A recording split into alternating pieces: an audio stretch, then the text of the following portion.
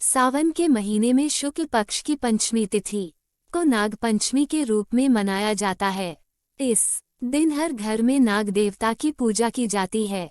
आइए जानते हैं कि आखिर नाग पंचमी क्यों मनाई जाती है, इसकी क्या कथाएं हैं। नाग पंचमी की पूजा अर्चना कैसे की जाती है और इसका शुभ मुहूर्त क्या है और पूजा करने से कौन से फल की प्राप्ति होती है।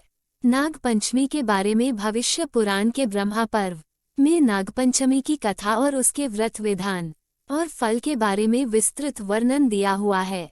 इसके अलावा स्कंद पुराण के श्रावण महत्व पर्व में भी सनत कुमार को ईश्वर ने नागपंचमी के बारे में बताया है। भविष्य पुराण के ब्रह्मा पर्व में दिए गए नागपंचमी की कथा के बारे में बताते हैं।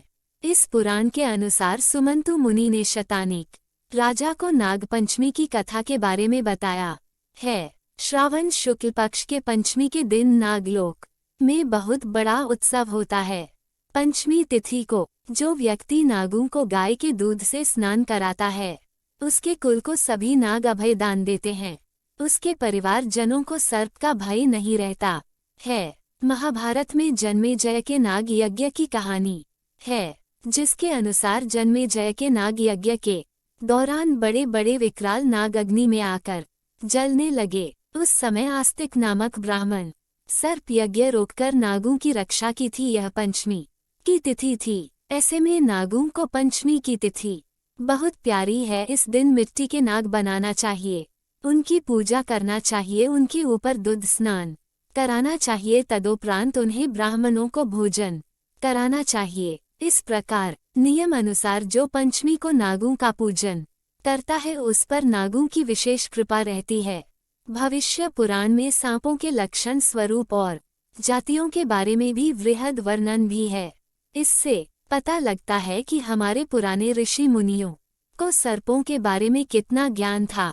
स्कंद पुराण में भी नाग पंचमी के व्रत के बारे में कहा गया है। उसमें ब्रह्मा जी ने बताया है कि चतुर्थी तिथि को एक बार भोजन करें और पंचमी को न भोजन करें। स्वर्ण, चांदी, काष्ठ अथवा मिट्टी का 5 फनों वाला सुंदर नाग बनाकर पंचमी के दिन उस नाग की भक्तिपूर्वक पूजा करनी चाहिए। द्वार के दोनों ओर गोबर से बड़े बड़े नाग बनाए और दही, शुभ दुर्वांकुरों, कनेर, मालती, चमेली, चंपा के फूलों, गंधों, अक्षतों, धूपों तथा मनोहर दीपों से उनकी विधिवत पूजा करें। उसके बाद ब्राह्मणों को घृत, मोदक तथा खीर का भोजन कराएं।